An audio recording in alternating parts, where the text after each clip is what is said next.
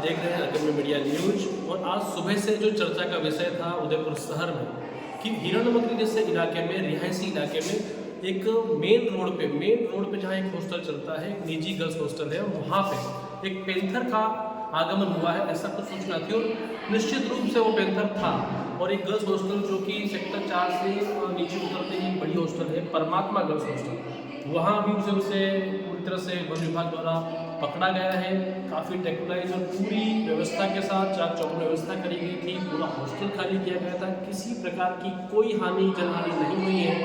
और यहाँ जो हॉस्टल देख रहे हैं, इसी जगह, इसी बिल्डिंग में, इसी भवन में वो रात से यहाँ पे प्रवेश कर चुका था। क्योंकि ये जो बातें पता चली वो सीसीटीवी फुटेज देखने के बाद आप देख सकते हैं कि पूरी तरह से हर तरह से आने के रास्ते हैं। कहाँ से वो प्रवेश किया, संभावना कहाँ से बनी, कुछ नहीं कह सकते। लेकिन यहाँ हमने देखा है कि इस हॉस्टल का संचालन कर रहे हैं हमारे साथ खुद निदेशक रजत जी हैं। रजत जी, स्वागत है आपका अग्रणी मीडिया में। आप सुबह से इस पूरी प्रक्रिया के अंदर आप जुड़े हुए थे और आपने देखा कि आपके हॉस्टल में एक पेंथर कहीं से संभावित घुसा था, ऐसी सूचना आपको मिली। फिर क्या कैसे रहा और किस तरह से उसे सफल बना? देखिए सर, सबसे पहले सुबह 11:15 साढ़े 11 बजे करीब मेरे स्टाफ का कॉल आया कि कोई बड़ा जानवर बिल्डिंग के अंदर है। तो एक बार को तो मेरे को उसकी बात पे विश्वास नहीं हुआ। मैंने कहा जधंग से देख, बिल्ली हो सकती है। तो बोले नहीं, कोई बहुत बड़ा चीते जैसा जानवर है। फिर मैंने अपने सारे सीसीटीवी चेक किए, पिछले आधे घंटे की रिकॉर्डिंग देखी, तो फिर वो दिखा कि वास्तव में वो पेंथर या लेपर्ड जैसी कोई जानवर है। कंफर्म होते ही मैंने सबसे पहले फिर 100 पे और एनिमल एड में कॉल किया। तो कॉल करते ही विदिन 5-10 मिनट्स के अंदर आ गए सारे अधिकारी लोग। फिर तब से ही ये रेस्क्यू का पूरा ऑपरेशन चल रहा था। पहले तो कुछ लड़कियां, 4-5 लड़कियां अंदर थी, जिनको रेस्क्यू करके पुलिस वालों ने और फॉरेस्ट वालों ने बाहर निकाला। और अब फाइनली शाम के 4:30-5 बजने के लिए 5 बजने आ गए हैं। लगभग अभी 15 मिनट पहले ही फॉरेस्ट वाले उस लेपर्ड को ट्रैंकुलाइज करके लेकर चले गए।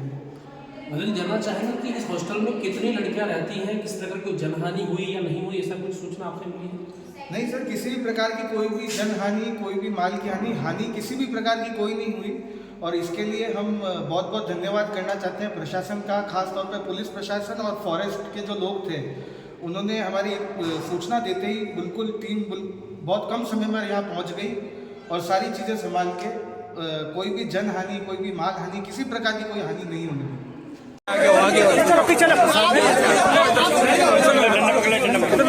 सामने खाली करो यार,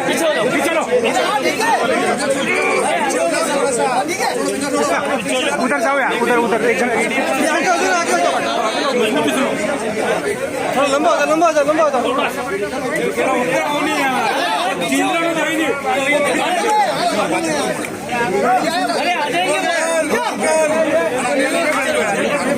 अरे जगह खाली करो भाई।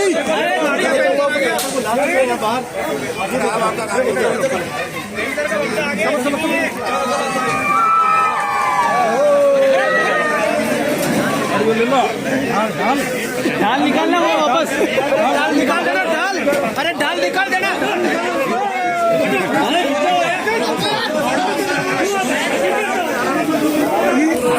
मकसद के बाद में आखिर पेंथर पकड़ा गया।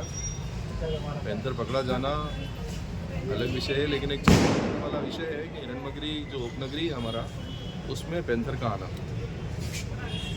अचानक ये सूचना मिली, हम लोगों को भी विश्वास नहीं हुआ कि पेंथर जैसा जानवर हमारे इस एरिया में, उपनगरी में आ सकता है, जहाँ चारों तरफ घनी आबादी है। सकुशल किसी का कोई हादसा नहीं हुआ, भगवान से शुक्र है, भगवान से यही प्रार्थना है कि सब आराम से निपटा सभी टीम ने। और ख़ास करके मैं धन्यवाद देना चाहता हूँ पुलिस प्रशासन का, वन विभाग का, जिन्होंने हमारी एक सूचना पे तुरंत कार्रवाई करते हुए दोनों टीमों को भेजा और सारे अधिकारी आके उन्होंने 4.5 घंटे मकसद करके इस पेंथर को पकड़ा है। मैं सभी का आभार करूँगा, पत्रकार भाइयों का भी आभार व्यक्त करूँगा, जिन्होंने पूरी सतर्कता से पूरा माहौल डेवलप किया और अच्छा किया। धन्यवाद। रिहायशी एरिया है या यहाँ आने का कैसे आया हुआ है, क्या है? हम लोग उनके एरिया में चले गए हैं तो वो कहाँ जाएंगे। हम लोगों ने उनके सारे एरियो में जो आसपास हैं वहाँ जाके कब्जे कर लिए हैं, प्लॉटिंग कर ली है, तो वो कहाँ जाएंगे, ये चिंतन करने वाला विषय है। इस पर वन विभाग प्लस प्रशासन को भी ध्यान देना चाहिए। ये तो आज ईश्वरीय कृपा थी कि किसी का कोई हादसा नहीं हुआ, बाकी कोई हादसा हो जाता तो हम लोग किसको मुंह दिखाते हैं, ये सब बात की बात है। सर पूछना ये चाहेंगे कि बताएं, आप इतनी बड़ी आपको सुरक्षा सूचना कब मिली और कैसे आपने इस पे एक्शन लिया? 11:30 बजे हमारे यहाँ के कर्मचारी ने जब बताया तो हम लोगों को विश्वास ही नहीं हुआ कि ऐसा पॉसिबल होगा कि पैंथर हिरणमगी जैसे उपनगरीय इलाके में आ जाए। हमारे आसपास आपने देखा होगा पूरे चारों तरफ मकान ही मकान बने हुए हैं। सर इतनी सिक्योरिटी है यहाँ, आपका वॉचमैन नहीं था क्या?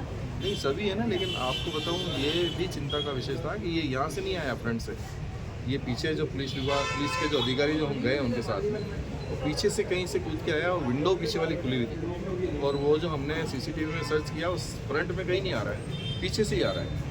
बाकी इतना बड़ी व्यवस्था तो रखेंगे नहीं रखेंगे तो सारी चीज़ें